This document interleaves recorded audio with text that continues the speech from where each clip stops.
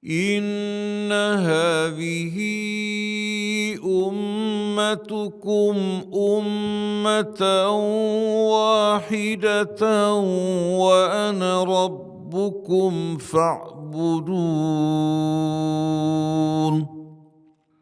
وما أرسلناك إلا رحمة للعالمين.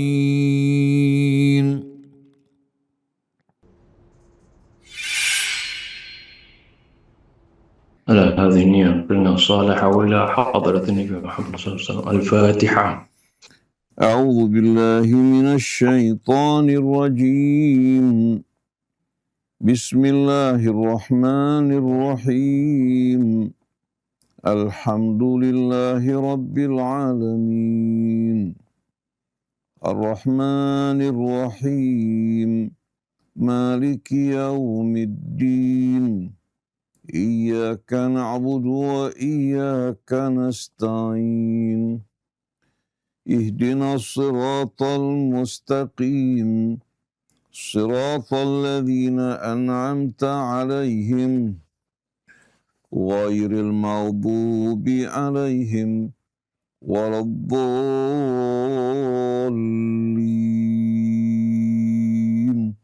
Amin. Ikhwan akhwat yang dirahmati Allah Subhanahu wa taala. Alhamdulillah wa syukurillah wala haula wala quwwata illa billah. Pagi hari ini kita berada pada Ghurrat Muharram atau pada awal bulan Muharram yang merupakan salah satu bulan yang diharamkan Allah. Dengan tujuan untuk mendidik kita semua agar menjadi manusia yang selalu menjunjung tinggi kehormatan. Kehormatan sesama manusia, Allah Subhanahu wa ta'ala hubungkan dengan kehormatannya. Oleh karena itu, maksud dari bulan yang diharamkan Allah, begitu juga negeri atau kota-kota yang diharamkan Allah, diharamkan maksudnya untuk berbuat aniaya terhadap sesama manusia atau melakukan kerusakan pada lingkungan hidup. Di tanah yang diharamkan Allah, Allah haramkan kita untuk mengganggu hewan-hewannya, juga mencabut tanaman-tanamannya, kecuali yang dipergunakan sebagai siwak. Ini pendidikan yang amat indah. Seharusnya umat Islam dengan adanya bulan-bulan yang diharamkan Allah, kota-kota yang diharamkan Allah, menjadi orang terdepan dalam menjunjung tinggi dan menghormati kehormatan sesamanya. Tapi ternyata kita jumpai peristiwa pertama pelanggaran terhadap bulan yang diharamkan Allah Subhanahu wa ta'ala terjadi pada masa-masa yang dekat dari Nabi kita Muhammad sallallahu alaihi wasallam. Bagaimana Yazid bin Muawiyah dengan ambisinya untuk berkuasa, tak ragu-ragu, tak segan-segan untuk menumpahkan darah cucu Nabi kita Muhammad sallallahu alaihi wasallam, Al-Imam Husain bin Ali bin Abi Thalib, dan ibunya Sayyidah Fatimah ibnatu Rasulillah. Dan Al-Husain bersama saudaranya merupakan kecintaan dan buah hati Nabi kita Muhammad sallallahu alaihi wasallam. Dan Rasul mengabarkan bahwa kedua-duanya adalah Sayyidah Syabab Ahlil Jannah. Pemimpin-pemimpin pemuda dari penghuni surga. Rasulullah menyebutkan bahwa apa yang menyakiti mereka menyakiti Nabi kita Muhammad SAW. Dan terjadinya peristiwa ini di bulan yang diharamkan Allah. Mereka bukan hanya membantai, tapi juga melakukan perbuatan yang keji. Menggal kepala beliau, kemudian dibawa menuju Damaskus, ibu kota pemerintahan Bani Umayyah. Kemudian membawa putri-putri Rasulullah sebagai tawanan yang mereka tawan dan mereka giring dalam keadaan hina. Padahal Rasul telah memuliakan mereka dengan hidayah dan petunjuknya. Di sini kita melihat bagaimana karakter dari keluarga Rasul dan karakteristik dari Bani Umayyah dengan keserakahannya dan kebuasannya. Oleh karena itu Imam Ali Zainul Abidin alaihi salatu wassalam menerangkan, malakna fakanal afu minna sajiyatan. Kami dulu memerintah berkuasa. Ciri dari pemerintahan kami adalah memberikan maaf. Bagaimana Nabi memerintah di tengah-tengah umat dan pengikutnya. Mendidik umatnya untuk selalu berlapang dada memberikan maaf. Dan dicontohkan Nabi bagaimana beliau memberikan maaf kepada penduduk Mekah yang selalu memerangi Rasul, menyakiti Rasul, memerangi orang yang beriman. Sampai mereka dikalahkan, Rasul memberikan maaf kepada mereka. Begitu juga ketika Rasulullah SAW wafat, kita saksikan bagaimana sahabat Nabi melanjutkan risalah Rasul dengan menyampaikan pesan-pesan kepada umat manusia. Kita jumpai masa Abu Bakar, masa Umar, kemudian pada masa Uthman ridwanullahi alaihim kita temukan ternyata Uthman bersikap lemah terhadap keluarganya, bahkan mengajak orang yang telah diusir Rasul untuk kembali ke Madinah. Yang ditolak oleh Abu Bakar, ditolak oleh Umar. Yang akhirnya mendatangkan petaka menyebabkan terjadinya pertumpahan darah. Setelah itu naik menantu Rasul, sepupu Rasulullah. Di tengah-tengah keadaan yang memang telah terjerumus dalam fitnah. Darah orang-orang yang tak berdosa tumpah. Begitu beliau naik, sebelum beliau naik, beliau berkata, pilih orang yang kalian pilih sebagai pemimpin kalian, saya orang yang paling taat kepadanya. Tapi kalau kalian memaksa saya untuk memimpin kalian, saya akan membawa kalian ke dalam keadaan yang berat dan sulit. Kembali kepada sunnah Nabi kita Muhammad SAW. Tapi mereka memaksa, mereka berbaiat. Ya begitu beliau mengambil tindakan untuk mengembalikan mereka seperti pada masa Rasul Abu Bakar dan Umar, ternyata yang berbaiat mereka orang yang menentang Rasul. Karena sikap keras Imam Ali yang tidak dapat membiarkan kebatilan dan kezaliman merajalela. Bahkan dia bersumpah pada saat itu, demi Allah, aku akan mengambil harta-harta yang diambil secara tidak benar. Walaupun telah dipergunakan untuk berumah tangga ataupun membangun rumah-rumah mereka, aku akan mengambil kembali. Ini yang menyebabkan yang tadinya berbaiat atau sebagian yang tadinya berbaiat menentang beliau. Tapi beliau selalu beramal berjuang dengan mengharapkan ridha Allah. Ketika mereka-mereka yang memberontak menyerah, Imam Ali memaafkan mereka, tidak memperlakukan mereka dengan perlakuan yang aniaya. Menghormati mereka, bahkan ketika Sayyidah Aisyah dijadikan simbol penentangan, pembangkangan, sikap beliau terhadap Sayyidah Aisyah, sikap yang penuh rasa hormat kepada istri Nabi kita Muhammad SAW. Beliau dikembalikan ke Mekah dengan penjagaan perlindungan dan pengawalan yang menjaga kehormatannya. Bagaimanapun juga beliau adalah istri Nabi kita. Wajib kita menjaga lidah kita, menjaga diri kita dari perbuatan-perbuatan ucapan yang tidak patut. Sedangkan Marwan bin Hakam yang menyulut fitnah tersebut, dia berpegangan pada pakaian Al-Hasan wal-Husain, memohon agar memberikan syafaat di hadapan orang tuanya. Imam Ali memaafkan juga Marwan, Rasul fitnah. Kita lihat bagaimana sikap orang yang beriman dan sikap dari keluarga Rasul yang sebenarnya. Lalu kita perhatikan bagaimana sikap Bani Umayyah yang dimulai oleh Marwan bin Hakam, Muawiyah bin Abi Sufyan.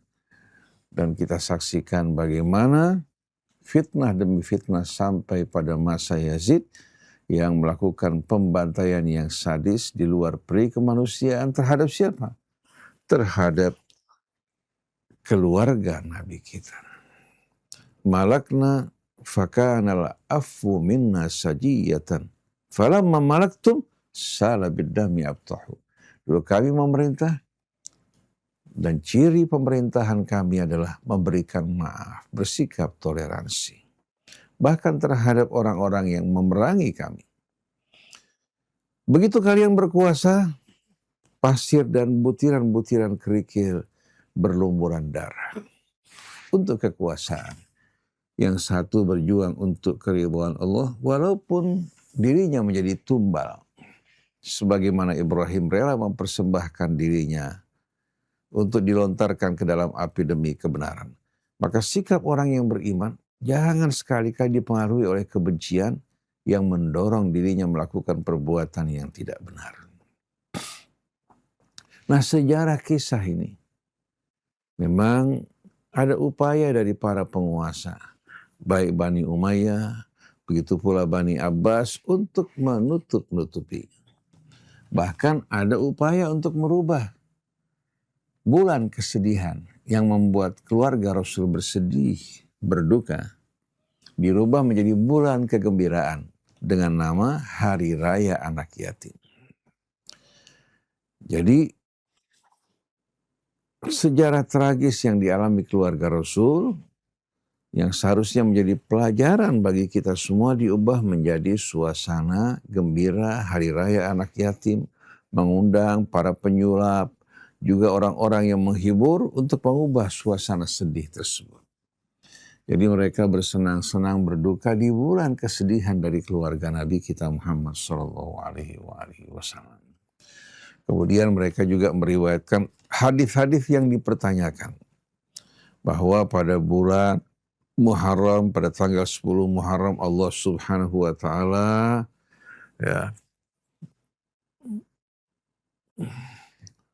mengadakan peristiwa-peristiwa besar, baik yang berhubungan dengan kakek dan nenek kita, begitu juga peristiwa keselamatan Nabi Nuh, Kemudian juga Allah menyelamatkan Musa dari Fir'aun. Semua itu terjadi pada hari Asyura.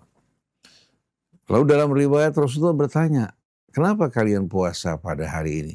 Mereka mengatakan, pada hari ini Allah menyelamatkan Musa dan Bani Israel dari kejaran Fir'aun.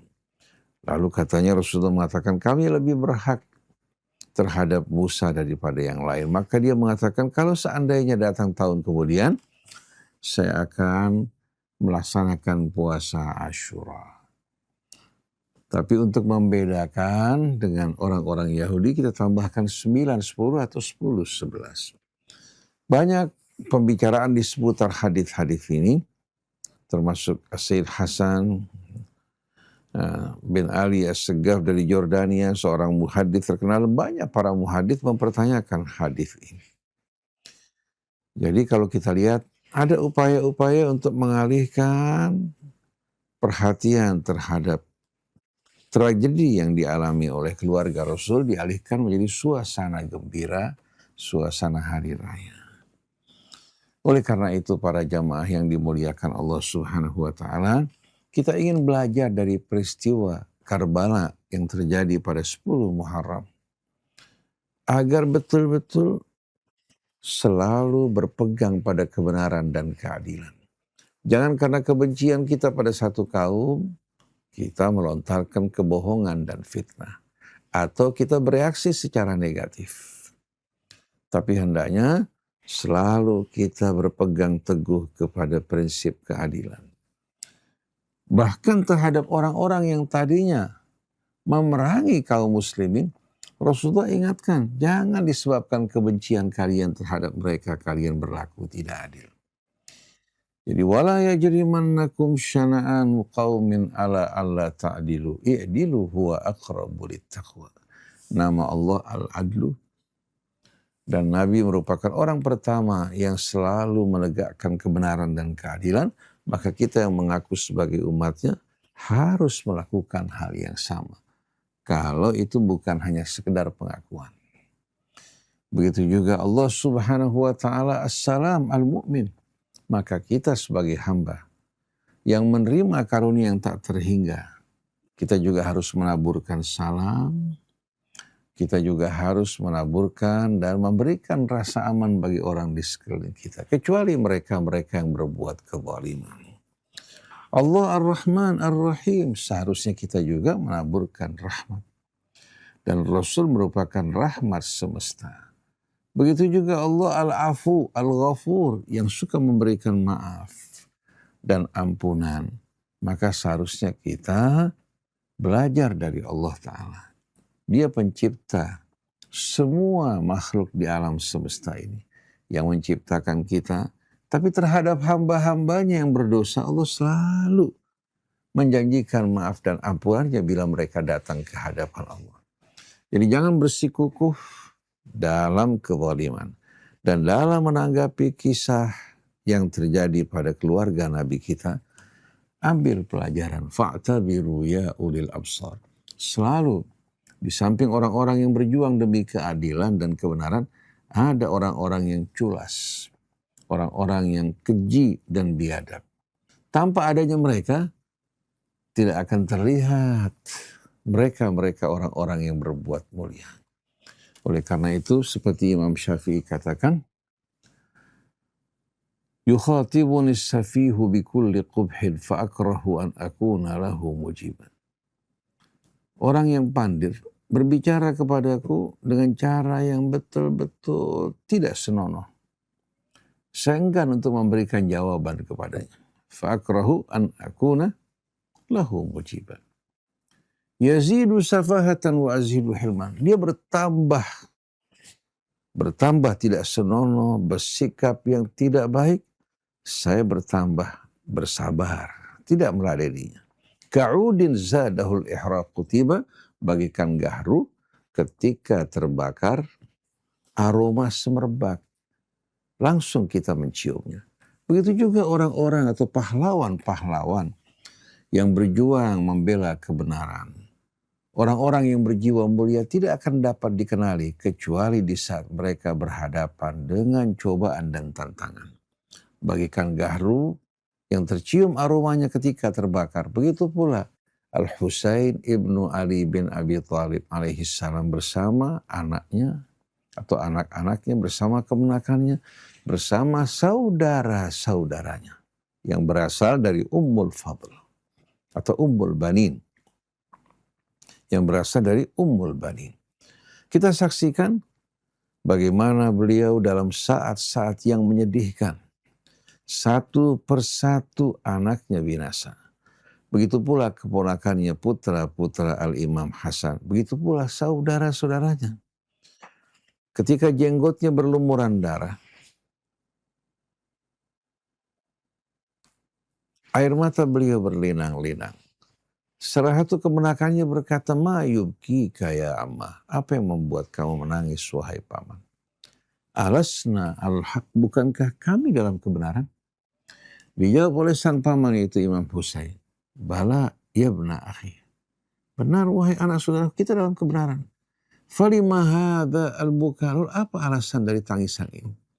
Dijawab oleh beliau, ma yubkini illa annahum yatatayaruna fi jahannam bisababi. Yang membuat saya menangis karena mereka satu persatu masuk ke dalam api neraka disebabkan saya. Dia tidak ingin menjadi penyebab orang masuk ke dalam api neraka. Dia ingin menjadi sebab orang berbondong-bondong masuk ke dalam surga. Sampai pada saat dia dalam keadaan yang menyedihkan, masih menyesali nasib mereka yang masuk ke dalam api neraka. Oleh karena itu, ikhwan akhwat yang dirahmati Allah, peristiwa dan tragedi yang terjadi di bulan Muharram pada tanggal 10 Muharram Ini merupakan sunnah yang diikuti oleh mereka-mereka yang serupa dengan Bani Umayyah. Kita saksikan bagaimana negara Teluk bertahun-tahun dulu ketika bersama Amerika memerangi Irak, berlalu bulan Muharram berkali-kali atau bulan yang diharamkan Allah. Mereka tak berhenti. Begitu juga serangan mereka terhadap Yaman. Karena perintah junjungan mereka, Amerika dan Zionis. Datang bulan haram pun mereka tak peduli. Datang bulan Ramadan, bulan Syawal, mereka masih melakukan serangan udara terhadap saudara-saudara mereka di Yaman. Ini merupakan sunnah Bani Umayyah. Nah, yang mengikutinya dikumpulkan bersama mereka. Jadi ikhwan akhwat yang dirahmati Allah, jangan kita terbawa oleh kesedihan, lalu kita berperilaku seperti mereka, mencaci, memaki, melaknat. Yang terbaik, jauhi sikap-sikap perbuatan seperti mereka. Contoh Amirul Mukminin, contoh Al-Imam Husain, contoh juga Rasulullah SAW di atas, inilah keluarga Rasul yang sebenarnya. Di saat berkuasa atau kuat memberikan maaf, di saat dalam keadaan lemah dan tertindas, tetap menjadi orang merdeka yang tidak pernah sama sekali membesarkan atau melihat kebesaran manusia, tapi tidak pernah juga merendahkan sesama saudaranya dari kalangan manusia. Ini hanya sekedar sedikit renungan di seputar bulan Muharram. Semoga kita Allah jadikan dari orang-orang yang senantiasa mengagungkan kehormatan Allah, kehormatan sesama manusia. Kita mentaati Allah untuk betul-betul menjaga diri kita, lidah kita, perbuatan kita, dari kehormatan saudara kita, dari darah mereka, begitu pula dari harta mereka yang Allah perintahkan untuk kita jaga.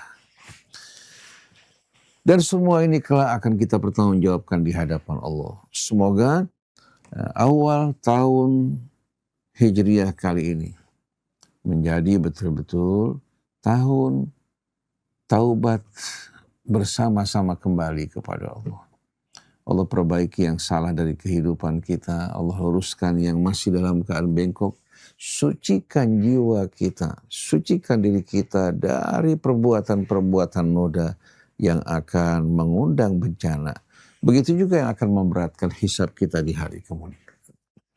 Semoga kita yang bersama-sama mengkaji Al-Quran, kita bisa bertafaul, menyatu dengan Al-Quran. Tiap perintahnya kita segera melaksanakannya, tiap larangannya kita menjauhinya. Tiap ada bimbingan yang membimbing kepada akhlak pekerti yang mulia, kita menjadi orang yang terdepan berusaha untuk betul-betul mengamalkannya. Tiap ada ancaman-ancaman agar kita menjauhi perbuatan dan sifat-sifat yang hina, kita orang-orang yang menjauh sejauh-jauhnya dari perbuatan tersebut. Ikhwan akhwat yang dirahmati Allah Subhanahu wa ta'ala. Pada kali ini, insya Allah kita akan melanjutkan kajian kita dimulai dari fa'ammal maqta'u tsani kalau nggak salah. Bismillahirrahmanirrahim.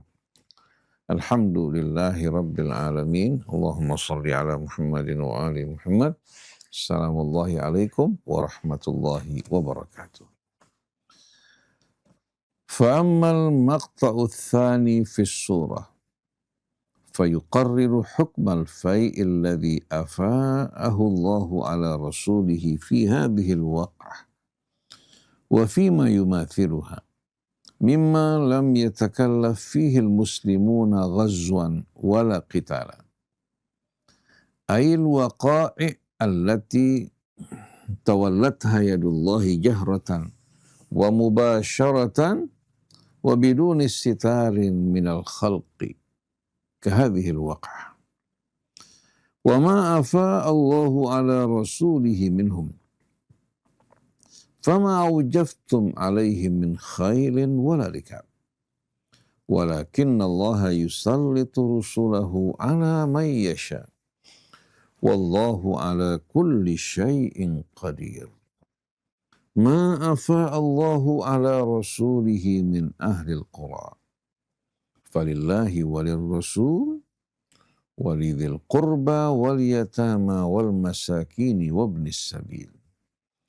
Kai la yakuna dulatan bainal aghniyai minkum. Wa ma atakumur rasulu fakhudhuh wa ma nahakum anhu fantahu.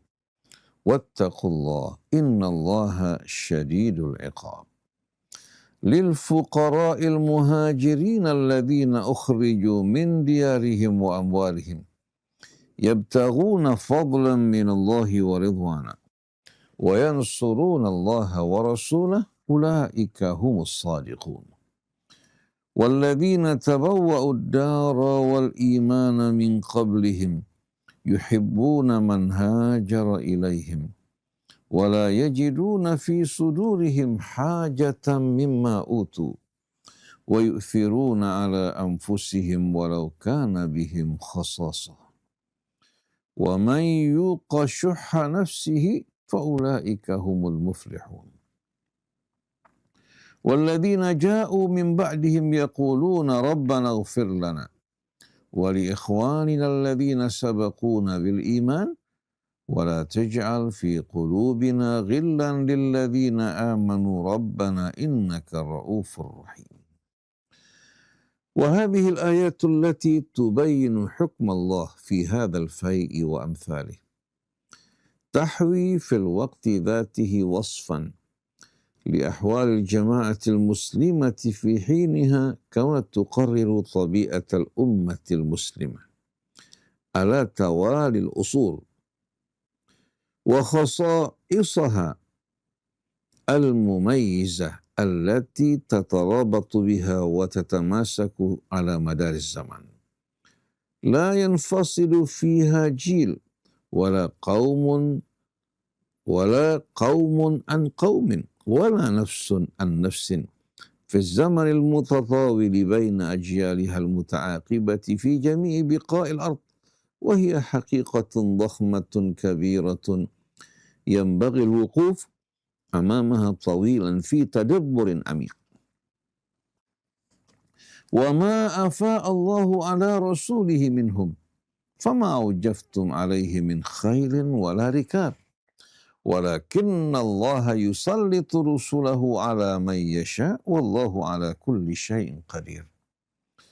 والإيجاف الركب والإسراء والركاب الجمال. والآية تذكر أو تذكر المسلمين أن هذا الفيء الذي خلفه وراء بنو النضير لم يركضوهم عليه خيلا ولم يسروا إليه ركبا، فحكمه ليس حكم الغنيمة التي أعطاهم الله 4 أخماسها واستبقى خمسها فقط لله والرسول ولذي القربى واليتامى والمساكين وابن السبيل. والرسول صلى الله عليه وآله وسلم هو الذي يتصرف فيه كله في هذه الوجوه. وذو القربى المذكورون في الآيتين هم قرابة رسول الله صلى الله عليه وآله وسلم، أن كانت الصدقات لا تحل لهم فليس لهم في الزكاة نصيب، وأن كان النبي لا يورث فليس لذوي قرابته من ماله شيء، وفيهم الفقراء الذين لا مورد لهم فجعل لهم من خمس الغنائم نصيبا كما جعل لهم من هذا الفيء وأمثاله نصيبا. فأما بقية الطوائف والمصارف فأمرها معروف، والرسول صلى الله عليه وآله وسلم هو المتصرف فيها.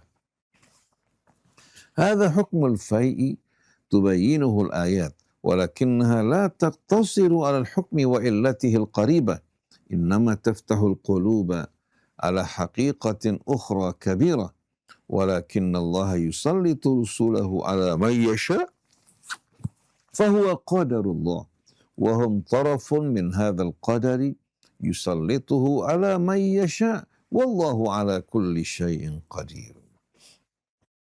بهذا يتصل شأن الرسل بقدر الله المباشر، ويتحدد مكانهم في دولاب القدر الدوار، ويتحدد مكانهم في دولاب القدر الدوار، ويتبين أنهم ولو أنهم بشر متصلون بإرادة الله ومشيئته اتصالا خاصا يجعل لهم دورا معينا في تحقيق قدر الله في الأرض بإذن الله وتقديره، فما يتحركون بهواهم وما يأخذون أو يدعون وما يدعون لحسابهم، وما يغزون أو يقعدون، وما يخاصمون أو يصارحون إلا لتحقيق جانب من قدر الله في الأرض منوط بهم وبتصرفاتهم وتحركاتهم في هذه الأرض، والله هو الفاعل من وراء ذلك كله وهو على كل شيء قدير. ما أفاء الله على رسوله من أهل القرى فلله وللرسول ولذي القربى واليتامى والمساكين وابن السبيل كي لا يكون دولة بين الأغنياء منكم وما آتاكم الرسول فخذوه وما نهاكم عنه فانتهوا واتقوا الله إن الله شديد العقاب. وتبين هذه الآية الحكم الذي أسلفنا تفصيلا، ثم تعلل هذه القسمة فتضع قاعدة كبرى من قواعد التنظيم الاقتصادي والاجتماعي في المجتمع الإسلامي كي لا يكون دولة بين الأغنياء منكم، كما تضع قاعدة كبرى في التشريع الدستوري للمجتمع الإسلامي: وما آتاكم الرسول فخذوه وما نهاكم عنه فانتهوا. ولو أن هاتين القاعدتين جاءت بمناسبة هذا الفيء وتوزيعه إلا أنهما تتجاوزان هذا الحادث الواقع إلى أعماد كثيرة في أسس النظام الاجتماعي الإسلامي. والقاعدة الأولى قاعدة التنظيم الاقتصادي تمثل جانبا كبيرا من أسس النظرية الاقتصادية في الإسلام، فالملكية الفردية معترف بها في هذه النظرية، ولكنها محددة بهذه القاعدة قاعدة أن لا يكون المال دولة بين الأغنياء ممنوعا من التداول بين الفقراء، فكل وضع ينتهي إلى أن يكون المال دولة بين الأغنياء وحدهم هو وضع يخالف النظرية الاقتصادية الإسلامية كما يخالف هدفا من أهداف التنظيم الاجتماعي كله. وجميع الارتباطات والمعاملات في المجتمع الإسلامي يجب أن تنظم بحيث لا تخلق مثل هذا الوضع أو تبقي عليه إن كان وجد أو تبقي عليه إن وجد. ولقد أقام الإسلام بالفعل نظامه على أساس هذه القاعدة، ففرض الزكاة وجعل حصيلتها في العام 2.5% من أصل رؤوس الأموال النقدية، و10 أو 5% من جميع الحاصلات وما يعادل ذلك في الأنعام، وجعل الحصيلة في الركاز وهو كنوز الأرض مثلها في المال النقدي وهي نسب كبيرة، ثم جعل 4 أخماس وجعل الحصيلة في الركاز وهو كنوز الأرض مثلها في المال النقدي وهي نسب كبيرة، ثم جعل 4 أخماس الغنيمة المجاهدين فقراء وأغنياء، بينما جعل الفيء كله للفقراء، وجعل نظامه المختار في إيجاز الأرض هو المزارعة، وجعل نظامه المختار في إيجار الأرض هو المزارعة، أي المشاركة في المحصول الناتج بين صاحب الأرض وزارعها، وجعل للإمام الحق في أن يأخذ فضول أموال الأغنياء فيردها على الفقراء،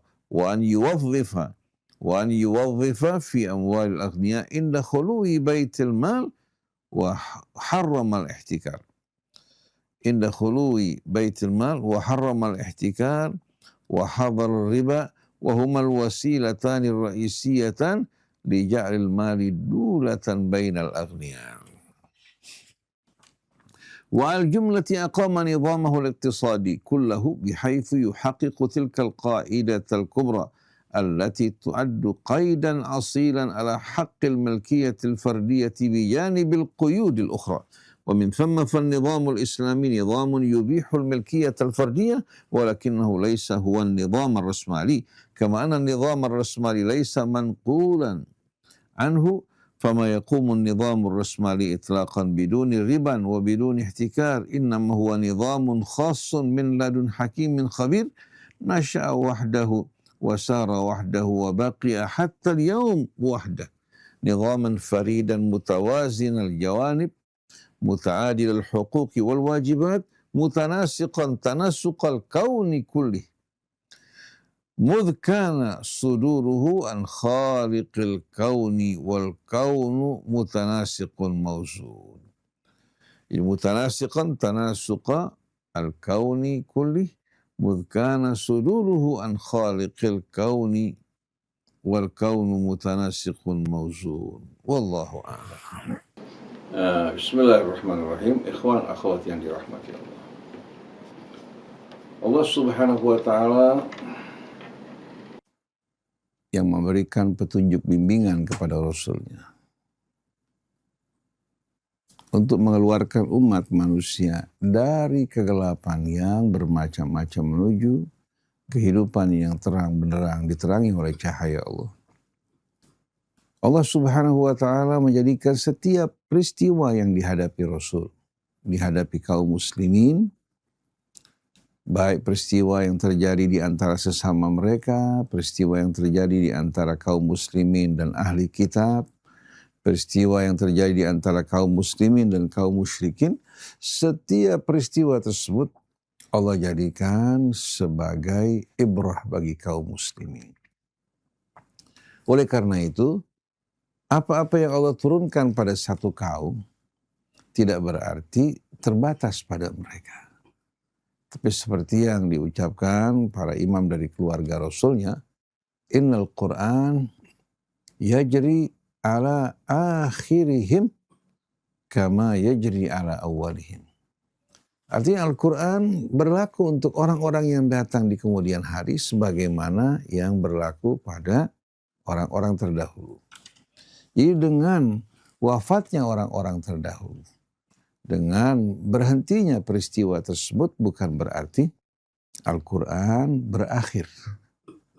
Dengan selesainya kejadian tersebut, tapi setiap ayat dalam Al-Quran, sebagaimana dalam kaidah al-ibrah bi umumil lafzi la bi khusus as-sabab. Yang menjadi pegangan di sini dan pelajaran, lafadznya secara umum, kandungan pelajarannya bukan melihat sebab kejadiannya sebagai batasan dan tidak berlaku bagi hal-hal yang serupa. Oleh karena itu kalau turun satu ayat mengkritik ahli kitab, menegur mereka, begitu juga memberikan peringatan kepada mereka, maka apabila hal yang sama terjadi dari kita, seperti yang dilakukan ahli kitab, ayat ini sebagaimana berlaku terhadap ahli kitab, berlaku juga terhadap kita. Apa-apa yang Allah turunkan pada orang-orang kafir, orang-orang musyrik, kalau kita melakukan juga hal yang sama seperti yang dilakukan kaum musyrikin, maka ayat ini juga berlaku untuk kita. Oleh karena itu jangan sekali-kali kita membatasi makna dari satu ayat yang turun pada satu kejadian, tapi kita mengambil makna kandungan dari ayat tersebut yang merupakan petunjuk, yang merupakan cahaya, yang merupakan furqan, dan juga mizan bagi kita semuanya. Nah, pada pelajaran kali ini Allah berbicara mengenai hukum fai. Kita harus bedakan di sini antara kata al-fai dan ghanimah. Kalau ghanimah sebagaimana yang kita fahami adalah rampasan perang yang didapatkan ya, oleh kaum muslimin dengan mengalahkan musuh mereka. Maka yang didapatkan oleh kaum muslimin dari peperangan tersebut, Allah menetapkan 1/5-nya dikeluarkan yang menjadi saham Allah, saham Rasulnya, yang dipergunakan nanti sebagaimana yang Allah arahkan Nabi-Nya Muhammad SAW. Sedangkan yang 4/5 dibagi di antara para pejuang. Nah, pada masa Nabi, yang dibagikan adalah semua jenis harta pada saat tersebut, baik harta yang berpindah-pindah atau dipindahkan seperti emas, perak, ya, senjata, baju besi, ya, termasuk kuda, dan termasuk juga tanah-tanah yang mereka kuasai. Begitu mereka kalah perang, maka tanah tersebut, ya, akan menjadi apa? Hak kaum muslimin. Nah, biasanya kaum muslimin atau nabi kita, ya, bagi mereka yang menyerah, mereka diperintahkan untuk mengurus tanah tersebut. Pertanian mereka mengelola, kemudian hasilnya dibagi antara mereka dan kaum muslimin. Tapi di kemudian hari, ketika kaum muslimin membutuhkan pasukan yang dipersiapkan, kalau ghanimah didapatkan, para pejuang yang berjuang itu masing-masing mereka mempersiapkan kendaraan perang mereka, baju besi mereka, senjata mereka, tidak dipersiapkan oleh Rasulullah. Tapi di belakang hari ketika umat Islam membutuhkan pasukan nizami yang memang dipersiapkan untuk menghadapi serangan-serangan musuh atau untuk berjihad, menghadapi musuh-musuh yang melakukan kezaliman, maka dengan sendirinya mulai pasukan pada masa itu untuk keberangkatan mereka dipersiapkan dari mulai kuda mereka, persenjataan mereka, dan lain-lainnya. Maka para sahabat musyawarah pada masa Sayyidina Umar, maka ditetapkan bahwa ghanimah yang dibagi itu harta yang dipindah-pindah. Adapun tanah, maka tetap akan dikelola oleh pemerintah, hasilnya dipergunakan untuk membiayai para prajurit yang berperang.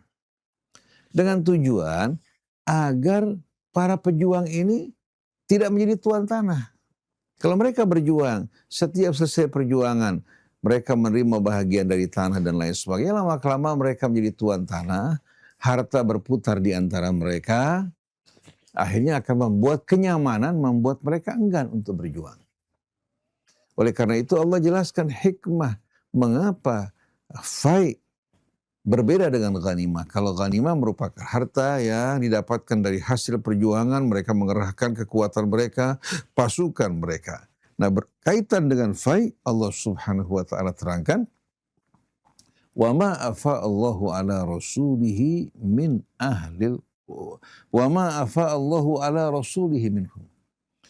Dan apa-apa yang didapatkan oleh kaum muslimin,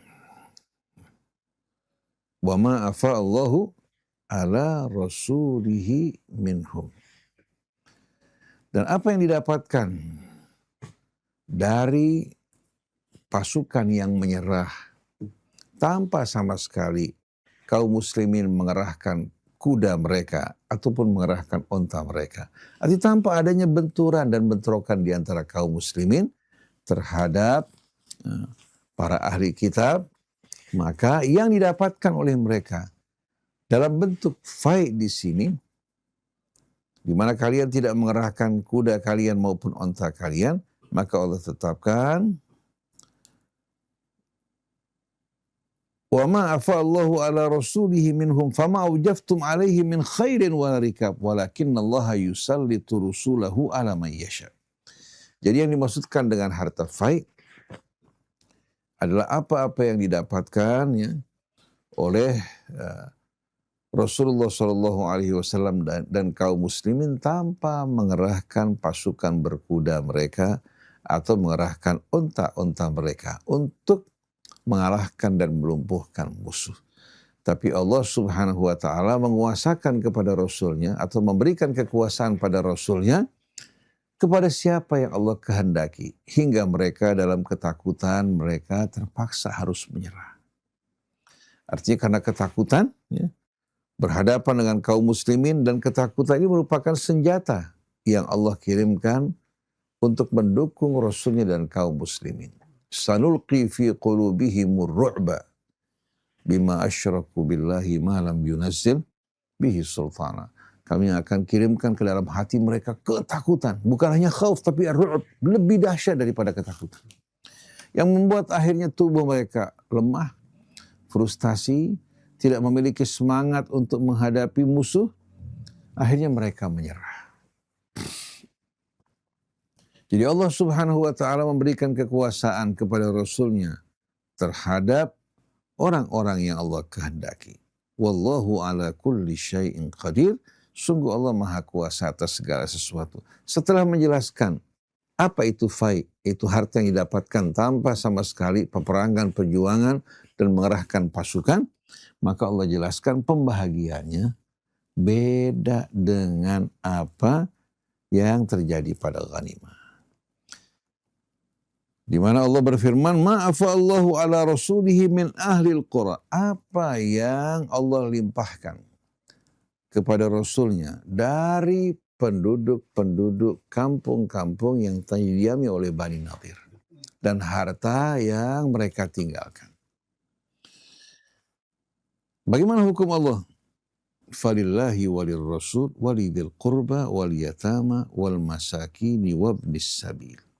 Maka Allah tetapkan bahwa harta tersebut Allah serahkan kepada Rasulnya. Allah serahkan kepada Rasulnya.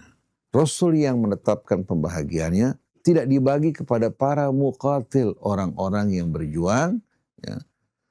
Tapi keputusan diserahkan kepada Rasulnya, maka Rasulnya membagi harta tersebut untuk siapa?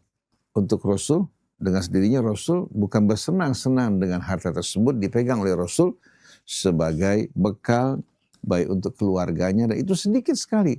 Dan sebahagian besar dipergunakan untuk kepentingan umat Islam. Kemudian walidil qurba, dan kerabat Nabi kita Muhammad SAW yang Allah haramkan mereka untuk menerima zakat. Maka dari harta fai ini, ya, Rasulullah mengambil untuk memberikan bantuan kepada kerabat-kerabat yang tidak mampu. Kepada kerabat-kerabatnya yang membutuhkan.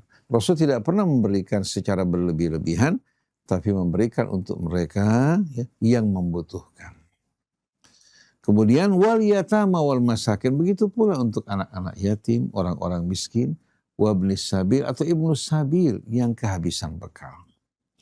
Lalu Allah jelaskan alasan mengapa Allah subhanahu wa ta'ala tidak membagi harta tersebut di antara para muqatilin, orang-orang yang berperang, tapi dikhususkan untuk Rasul, kerabat Rasul, begitu juga untuk anak-anak yatim, orang-orang miskin dan ibnu sabil.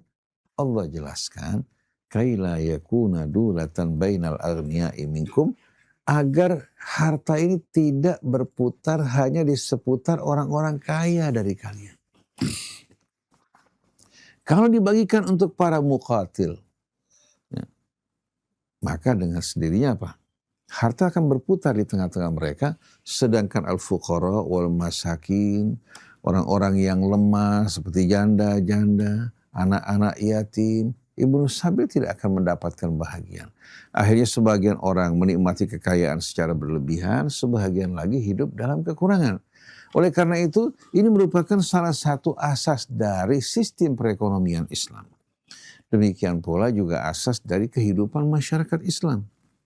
Dalam nizam ijtimai, ya, al-Islami, begitu juga nizam al-iqtisadi al-Islami, di mana Islam menentang apa? Menentang dan memerangi kondisi di mana harta berputar hanya pada sekelompok orang yang akan membuat perekonomian betul-betul apa? Rodanya tidak berputar secara stabil. Akhirnya lama-kelamaan akan membawa keruntuhan, kehancuran. Karena ekonomi yang sehat itu, ekonomi yang betul-betul merata di tengah-tengah masyarakat. Tanpa sama sekali mengingkari hak milik pribadi. Tapi bagaimana kesempatan diberikan kepada setiap anggota masyarakat. Baik yang ingin membeli, yang menjual, semuanya mereka lakukan dengan cara yang adil. Sedangkan harta dikala berputar di tengah-tengah orang kaya akan membuat fondasi perekonomian akan hancur. Fondasi perekonomian bukan di tangan kaum kapitalis yang menguasai modal. Tapi yang bekerja, yang berusaha, yang mengembangkan justru orang-orang di bawah. Orang-orang di bawah ini mereka yang bertani, mereka juga yang katakan beternak, mereka juga yang mengembangkan perekonomian dalam arti yang real. Dalam arti yang real. Sedangkan yang kaya-kaya di atas yang memiliki modal, mereka menikmati keuntungan dari keringat, dari tenaga, dari pikiran, bahkan dari darah orang-orang lemah di bawah. Maka Allah tidak mengizinkan yang di atas menganiaya orang-orang yang di bawah. Oleh karena itu, walaupun Islam mengakui hak milik pribadi, tapi tidak dibenarkan hak milik pribadi ini semena-mena melampaui batas hingga menganiaya masyarakat secara umum. Jadi kaila yakuna dulatan bainal aghniya'i minkum. Oleh karena itu Allah mengharamkan riba. Karena riba ini memberikan kesempatan keuntungan bagi mereka-mereka yang memiliki modal tanpa menanggung resiko. Tidak ada keadilan sama sekali. Di samping riba Allah mengharamkan juga al-athara itu monopoli. Memberikan proteksi perlindungan kepada pengusaha-pengusaha ya, dan menutup pintu saingan hingga mereka bisa menetapkan harga sesuai dengan kemauan mereka. Mereka monopoli katakan beras, lalu mereka tetapkan dan patok harganya setinggi-tingginya. Monopoli juga bahan bakar, kemudian mereka jual dengan harga setinggi-tingginya. Kalau pemerintah membiarkan hal ini berarti membiarkan kezaliman terhadap rakyatnya, dan ini akan membawa kehancuran. Bahkan bukan dalam waktu yang lambat, dalam waktu yang cepat. Allah juga dalam bentuk kerjasama antara para buruh pekerja ya, dengan para tuan mereka. Allah Subhanahu wa ta'ala tidak membenarkan sistem outsourcing, kontrak. Buruh-buruh di saat mereka bisa bekerja, bertenaga, ya, mereka dikontrak katakan untuk waktu 1 tahun atau 2 tahun. Begitu mereka lemah, begitu mereka tua, tidak berdaya, tidak ada sama sekali jaminan buat mereka. Oleh karena itu sistem outsourcing ini merupakan bahagian dari sistem yang apa? Dari sistem yang betul-betul ditelurkan oleh kaum kapitalis untuk memanfaatkan tenaga keringat buruh dengan sebaik-baiknya, tapi tidak memberikan hak orang-orang yang bekerja, mengabaikan kebutuhan mereka di hari tua. Oleh karena itu dalam sebuah riwayat, Sayyidina Umar melihat seorang Yahudi berjalan dalam keadaan lemah dan lunglai, tidak mendapatkan kebutuhannya. Ini bukan muslim, tapi non-muslim. Lalu Sayyidina Umar bertanya, siapa yang menanggung orang ini? Dia bilang tidak ada. Lalu beliau mengatakan, ambil dari Baitul Mal untuk kebutuhannya, sebagaimana pada masa-masa dia kuat membayar jizyah ke Baitul Mal. Islam tidak melakukan pemerasan, mengambil biaya perlindungan dari mereka sebagaimana mengambil zakat dari kaum muslimin. Tapi begitu mereka lemah, mereka memiliki hak dari Baitul Mal untuk mendapatkan jaminan hidup mereka. Tapi sekarang kita jumpai justru praktek-praktek kezaliman berlangsung di tengah-tengah kaum muslimin. Bahkan negara-negara non-muslim kalau kita lihat, seperti kita lihat Swedia, Belgia, negara-negara di Skandinavia, termasuk juga negara-negara ya barat, baik blok timur maupun blok barat, kita jumpai mereka sudah berusaha untuk betul-betul memperhatikan kesejahteraan dari dari rakyat mereka. Walaupun kita lihat bahwa Amerika termasuk yang paling dahsyat berbuat sewenang-wenang terhadap rakyatnya, karena mereka berada di bawah cengkeraman Zionis yang ingin meraih keuntungan sebesar-besarnya dengan menghancurkan, menyengsarakan rakyat Amerika. Oleh karena itu rakyat Amerika sebetulnya amat-amat membenci Zionis, cuma tidak berdaya. Bayangkan, Bank Sentral Amerika semua yang memilikinya adalah Zionis. Dan Amerika merupakan negara yang berhutang terbanyak di dunia. Negara yang tingkat hutangnya tertinggi di dunia. Jadi jangan dianggap bahwa Amerika ini yang memiliki dolar yang dipertuhan oleh kebanyakan manusia merupakan negara yang aman, sejahtera, bebas dari hutang. Tapi negara justru yang terlilit hutang tertinggi. Zionis menyerap sari-sari mereka.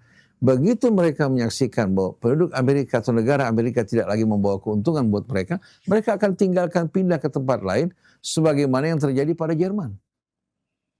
Yang membuat rakyat Jerman membenci Zionis dahulu kala hingga Hitler melakukan pembantaian disebabkan karena kejahatan mereka terhadap rakyat Jerman. Jadi ikhwan akhwat yang dirahmati Allah, Islam yang datang dari Allah, yang paling tahu mengenai apa yang baik bagi manusia, apa yang akan menjadi ancaman buat mereka. Allah Subhanahu wa Ta'ala pencipta kita memperlakukan manusia hambanya dengan penuh keadilan, tidak membeda-bedakan di antara mereka. Berbeda dengan undang-undang, aturan dan hukum yang dibuat oleh manusia, tidak akan pernah lepas dari kepentingan mereka-mereka yang membuat hukum tersebut. Seandainya tidak ada kepentingan, tak lepas dari kebodohan. Karena manusia dalam melihat sesuatu tidak melihat secara menyeluruh dari berbagai macam aspek dan sudut, tapi hanya dari satu sisi. Kalau Allah Subhanahu wa Ta'ala yang Maha Tahu dalam menetapkan hukumnya, melihat dari berbagai macam aspek, dari berbagai macam sudut, hingga keputusan kebijaksanaannya betul-betul membawa rahmat bagi manusia. Jadi kita lihat di sini, harta fai yang didapatkan tanpa melalui pertumpahan darah, tanpa mengerahkan pasukan, Allah serahkan kepada Rasulnya. Dibagi untuk Rasul sebagai manusia punya kebutuhan, begitu pula untuk kaum kerabat, untuk anak-anak yatim, untuk orang-orang miskin, begitu juga Ibnu Sabil. Alasannya kaila yakuna dulatan bainal aghniya'i minkum, agar harta ini tidak berputar hanya di antara orang-orang kaya dari kalian. Wa ma atakumur rasulu fakhudhuh. Ini merupakan ujian dari Allah. Apa yang Rasul berikan untuk kalian, terimalah. Wa ma nahakum anhu fantahu, dan apa yang Rasulnya larang, kalian harus berhenti. Karena Rasul yang hidup bersama kalian, beliau sebetulnya merupakan refleksi dari Al-Quran. Yang disampaikan, diucapkan tidak bersumber dari hawa nafsu, tapi dari petunjuk Al-Quran Al-Karim. Wa ma atakumur rasulu fakhudhuh wa ma nahakum anhu fantahu wattaqullaha innallaha syadidul iqab. Bertakwalah kalian kepada Allah, sungguh Allah Maha pedih siksanya. Kalau kita perhatikan peristiwa Bani Nadir, Allah jadikan sebagai ibrah pelajaran bagi sahabat nabinya, begitu juga bagi kita semuanya, agar kita tidak berjuang hanya demi harta. Kemudian tunduk kita, pembangkangan kita juga dikaitkan dengan harta, tapi Allah ingin kita tunduk kepada Allah dengan tulus. Di saat kita menentang sesuatu, menentang yang tidak sejalan dengan keridhaan Allah, bukan tidak sejalan dengan hawa nafsu kita. Jadi betul-betul kita berjalan bersama Al-Quran, mengikuti Rasul sebagaimana yang ditunjukkan Allah. Di saat Al-Quran berhenti, kita tidak akan melampaui Al-Quran. Nah, sekarang kita harus bedakan antara taat patuh kepada Rasul bagi orang-orang yang berhadapan dengan Rasul secara langsung, dan kita di sini yang menerima kabar dari Rasul dan apa-apa yang ditunjukkan oleh Rasul. Mengingat riwayat tersebut sampai kepada kita melalui sanad mata rantai. Bagaimanapun kita berusaha dan meneliti, tetap tidak lepas dari sifat objektif. Sebagian orang mengatakan bahwa fulan orang terpercaya, sebagian lagi mengatakan tidak. Ini banyak dalam apa? Dalam studi di seputar ar-rijal, mereka-mereka yang meriwayatkan hadis. Oleh karena itu, untuk memahami kebenaran dari satu hadis secara objektif, jangan hanya bergantung pada sanad, tapi kita harus kembali kepada matan kandungannya. Sejalan dengan Quran, kita yakini dari Rasul. Yang tidak sejalan dengan Al-Quran, kita yakini kebatilannya, karena Rasul tidak mungkin sama sekali berbicara yang berseberangan dengan Al-Quran yang menjadi pegangan bagi Nabi kita Muhammad SAW.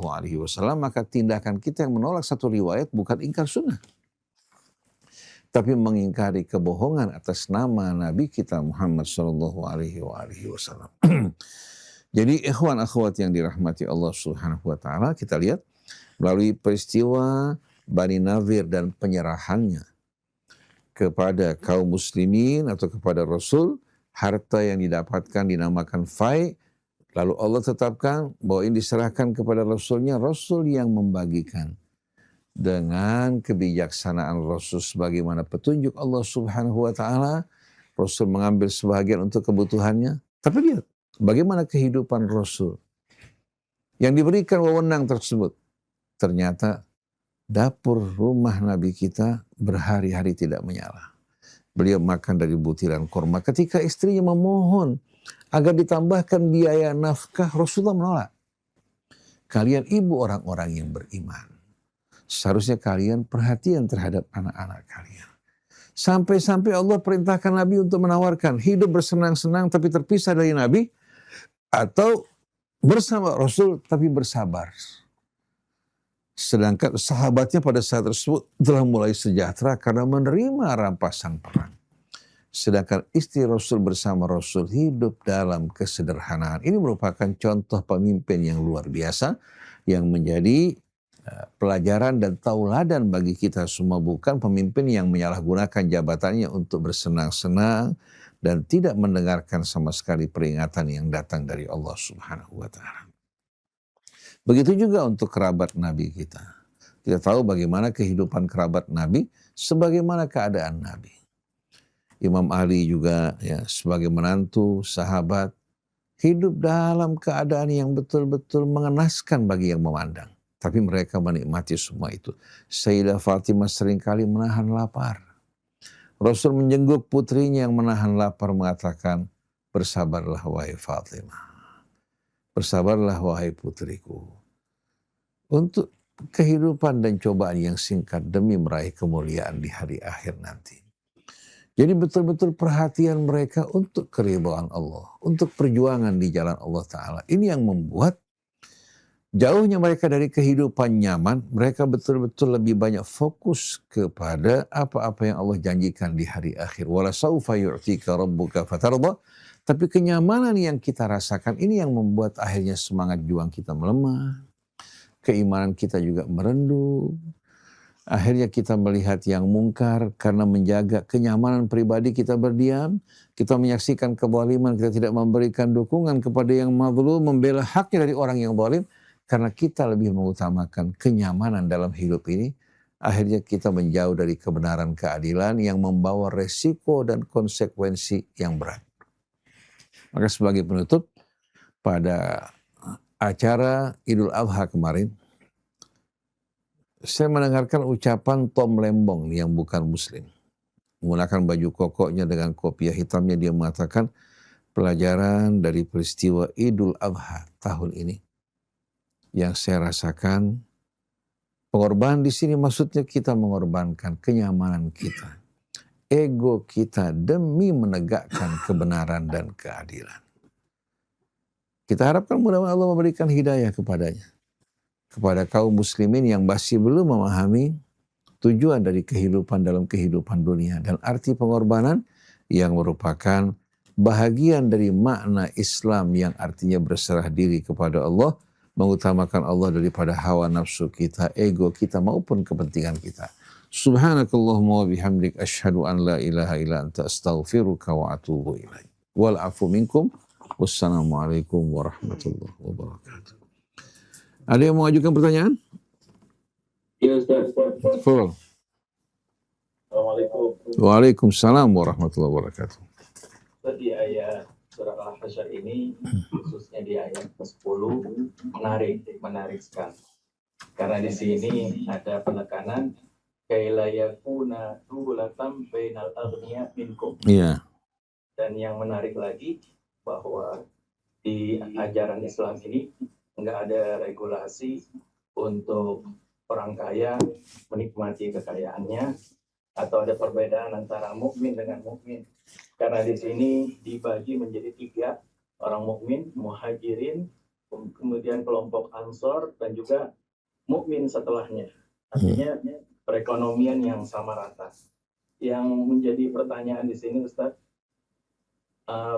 ketika harta fai ini berubah menjadi harta bukan harta fai ini menjadi harta anfal, ya artinya kan di situ nggak ada peran serta orang untuk mencari duit, semuanya hasil limpahan dari Allah.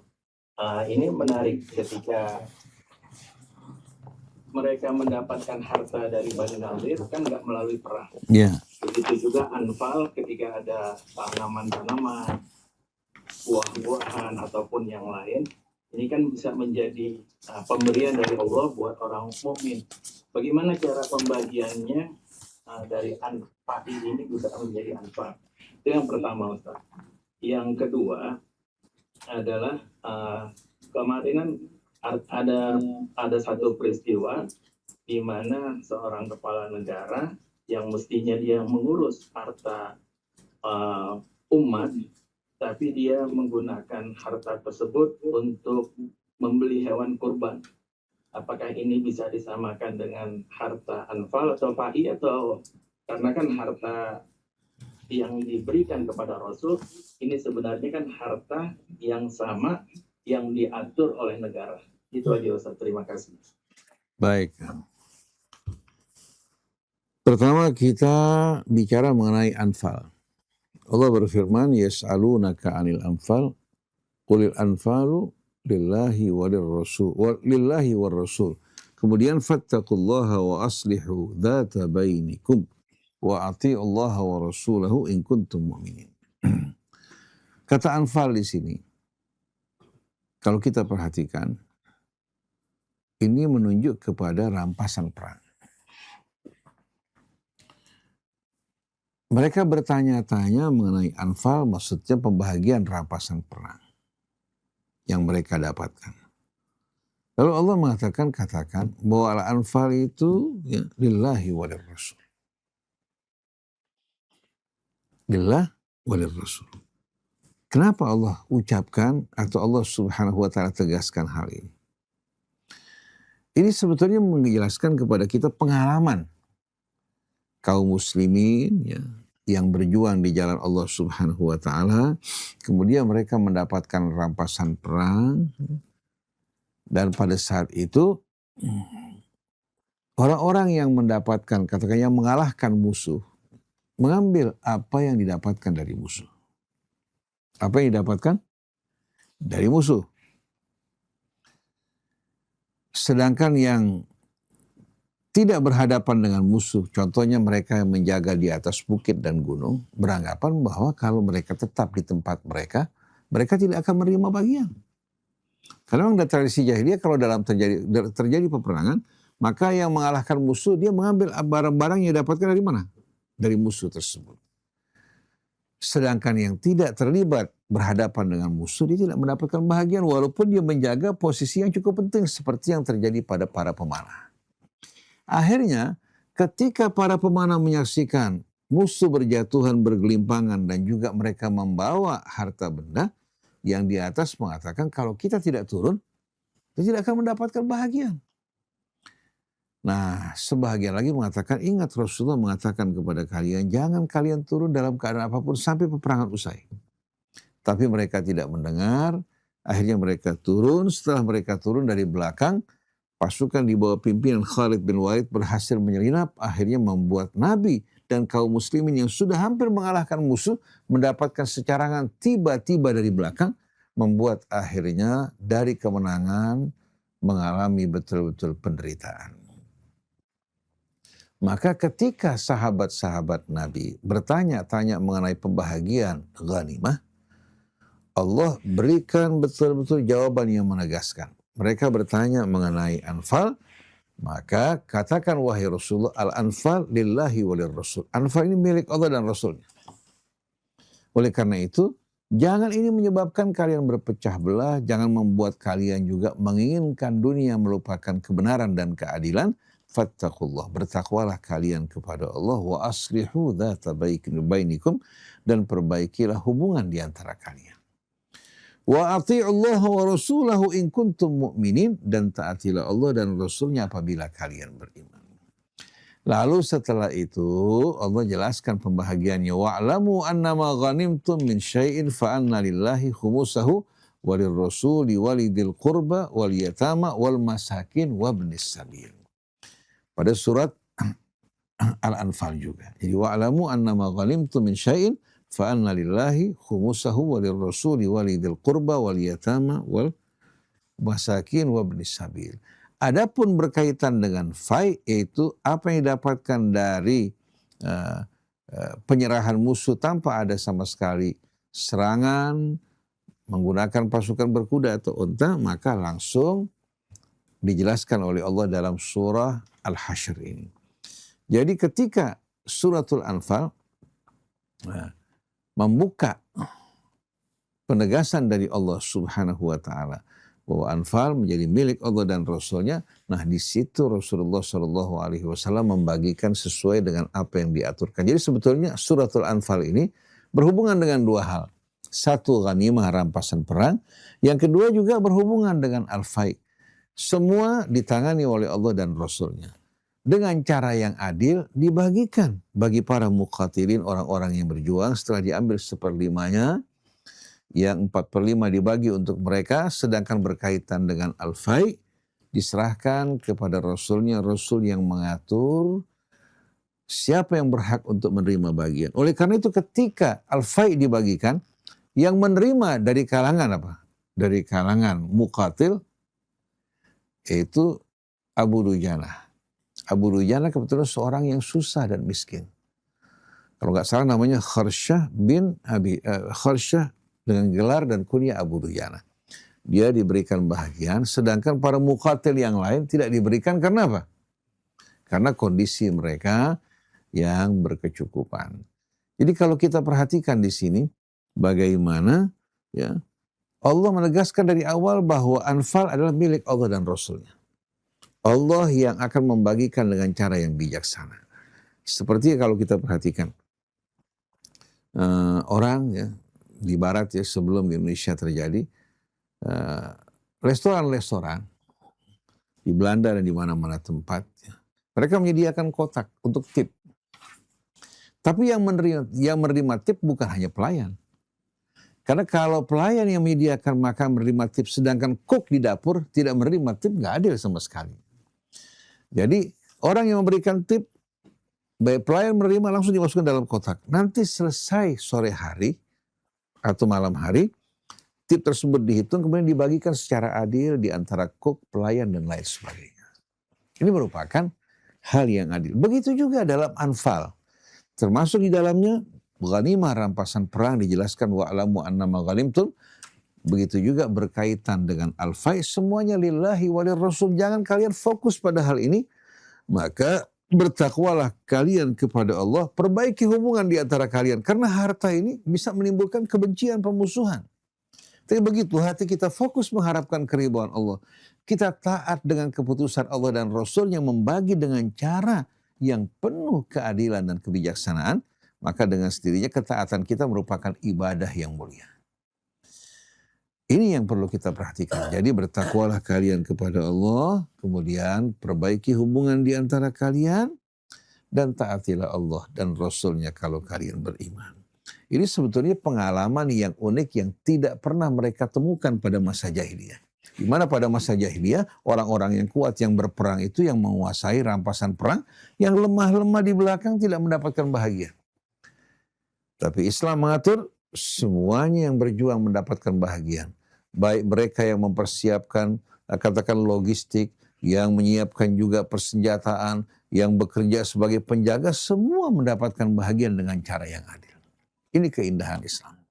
Jadi Ahmadi, Al-Anfal di sini bukan hanya sebatas fai, ya, tapi Al-Anfal di sini mencakup dua jenis harta tersebut.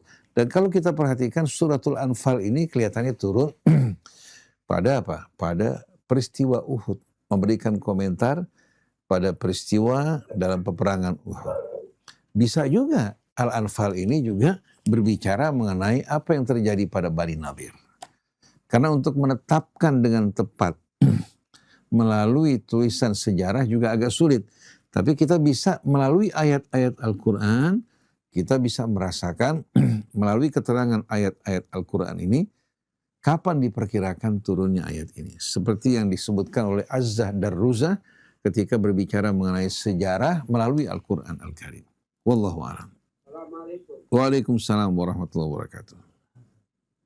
Ustadz, saya mau bertanya mengenai permasalahan di sini surat Al-Hasyr sama Al-Anfal. Yang di surat Al-Hasyr ini saya mau bertanya mengenai permasalahan pemberian P ini khusus buat Rasulullah. Walidil qurba wal yatama wal masakin wal yatama. Nah, di sini yang saya mau pertanyakan, al yatama wal masakin ini pakai alif lam. Yang dimaksudkan, yang saya tahu dengan adanya alif lam itu memang kedekatan dari orang-orang yang anak yatim dan orang-orang miskin, dari kedekatan tersebut. Itu. Nah, sekarang yang berlaku mengenai permasalahan pembagian al-yatama ini di publik ini, mereka tidak mengerti persis apa al-yatama, apa al-masakin. Mereka memfokuskan ke tempat-tempat lembaga. Sehingga yang saya melihat ini ada suatu pembodohan karena penyuluhnya tidak menjelaskan secara al-yatama apa, al-masakin apa, dan berfungsi kemana. Itu satu, Ustaz. Dan kedua yang saya mau tanyakan di Al-Anfal ini, saya lagi kebingungan, Ustaz, di sini. Ya ayyuhalladzina dari ayat ke-64 ya, yang saya mau menanyakan, iyyakum minkum ishuna sabirun yaglibuna mi'atan. Itu apa perbedaan dia punya kalau andai kata kalian memiliki kesabaran orang-orang yang memiliki ke-10, dia akan mendapatkan kemenangan hampir 1000.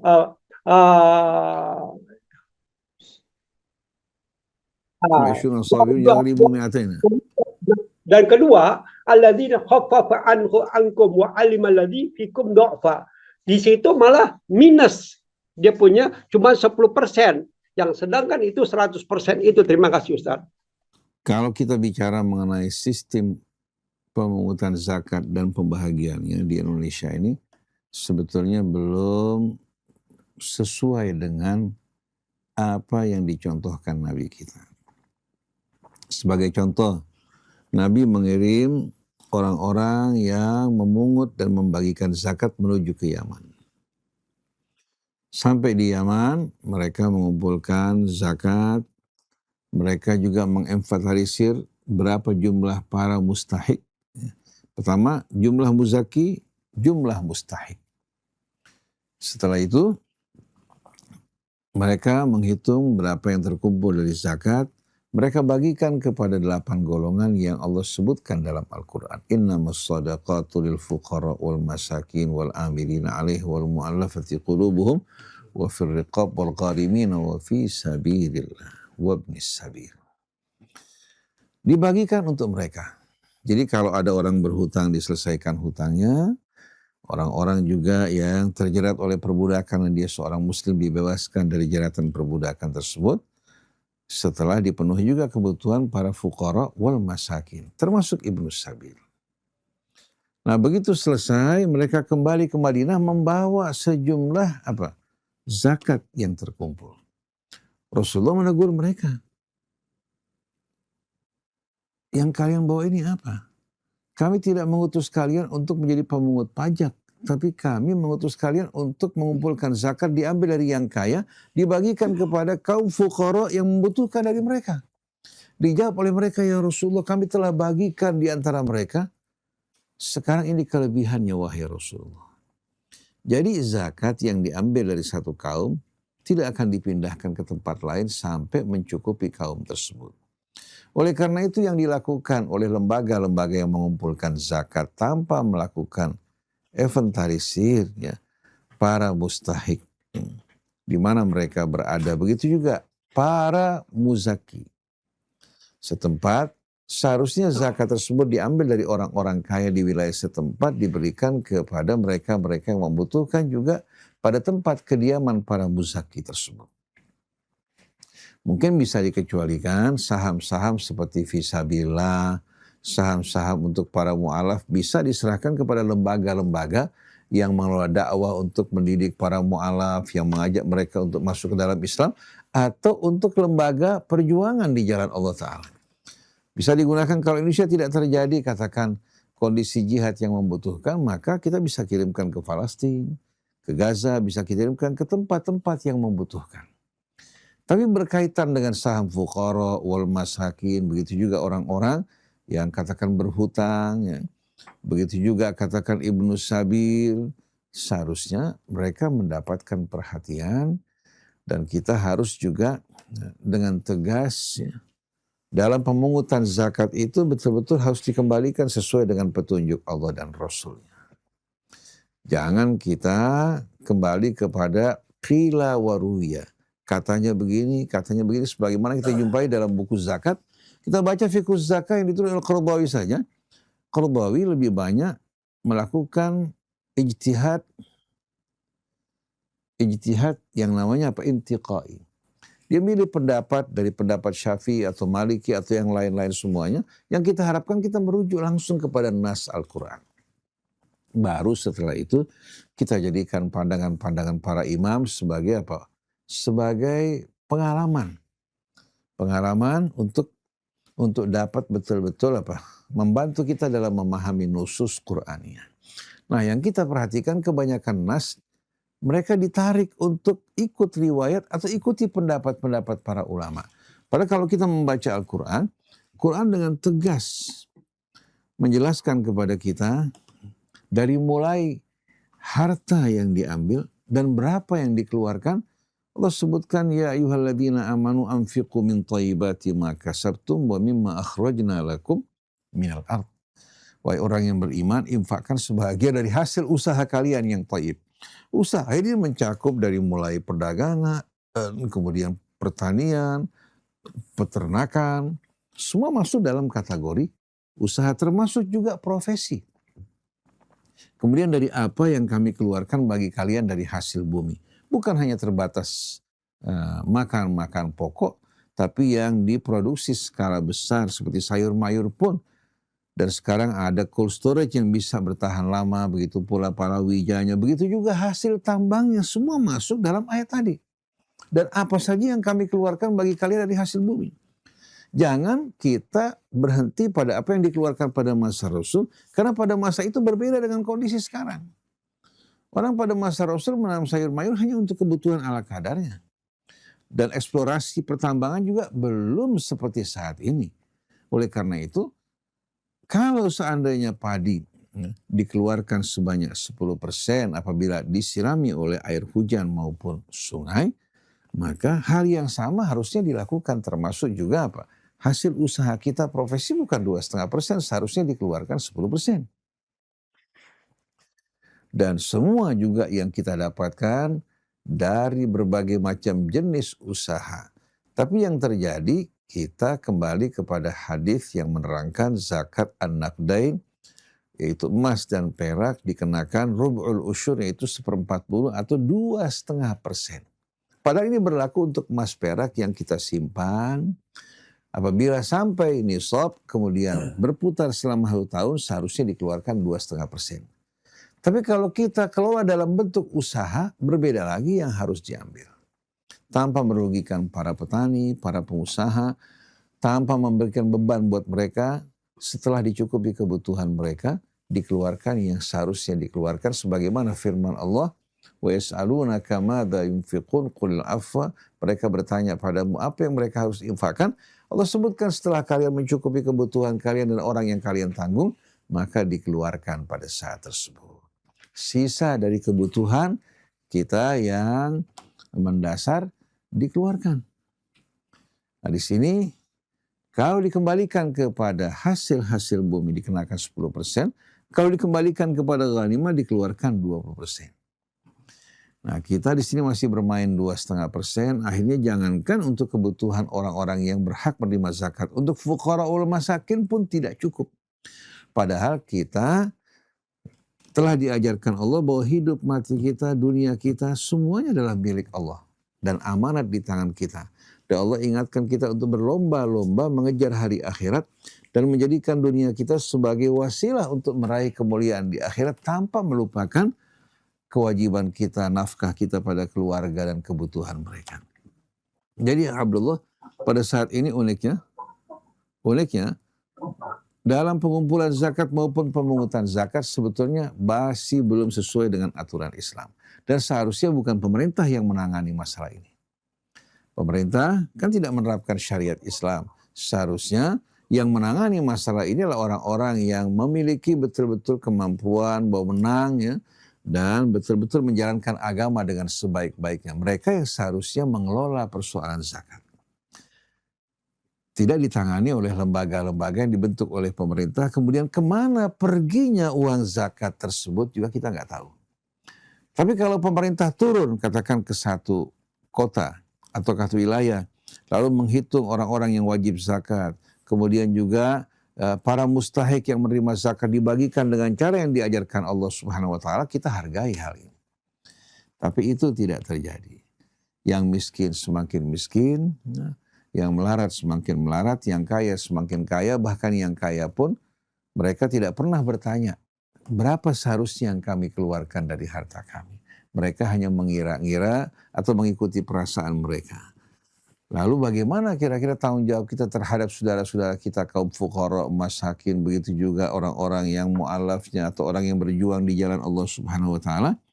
Ini tidak terfikir. Oleh karena itu tidak ada jalan kecuali umat Islam bersatu dan mereka juga merujuk kepada mereka ulul amri dalam arti yang sebenarnya dalam mengurus agama mereka, orang-orang yang berilmu, yang bertakwa dan takut pada Allah, bukan orang yang mementingkan diri mereka. Adapun yang Abdullah tadi tanyakan berkaitan dengan janji Allah, kalau terdapat 20 orang yang sabar, maka mereka bisa mengalahkan 200 orang. Tetapi lama-kelamaan ya, setelah berkembang umat Islam, kondisi jiwa mereka berbeda dengan kondisi orang-orang pendahulu. Pada peperangan Badar, mereka bisa mengalahkan musuh yang lebih besar. Tapi ketika umat Islam mulai berkembang, lama-kelamaan yang masuk ikut berjuang tidak semuanya orang-orang yang punya kesabaran yang amat tinggi. Maka Allah ringankan. Allah berikan keringanan, tidak seperti sebelumnya. Artinya umat Islam kalau pada masa pertama terdapat 20 orang berhadapan dengan 200 orang, maka lama-kelamaan ya, setelah melemahnya iman, kesabarannya pun berkurang ya, apalagi umat Islam jumlahnya lebih besar, ketergantungan mereka kepada Allah lebih kurang dibandingkan dengan orang yang berjuang pertama kali. Maka yang katakan ada pasukan sebanyak 1.000 orang bisa mengalahkan 2.000 orang. Hanya 2 kali lipat. Padahal sebelumnya satu bisa mengalahkan berapa? Bisa mengalahkan 10.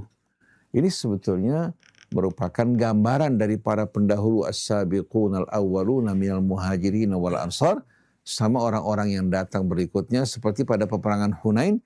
Kita saksikan bagaimana umat Islam lari tunggang langgang karena beranggapan sekarang mereka kuat dengan jumlah pasukan. Sedangkan yang bertahan hanyalah sahabat-sahabat Muhajirin dan Ansar terdahulu. Mereka yang bertahan akhirnya berhasil mengalahkan musuh yang jumlahnya lebih besar. Jadi Abdullah Mahdi, kalau antum baca suratul Anfal ini, dari ayat-ayatnya seperti wa idh ya'idukumullahu ihdat ta'ifataini annaha lakum wa tawadduna anna ghaira dhati syaukati takunu lakum. Kita lihat ayat ini berbicara mengenai peperangan Badar.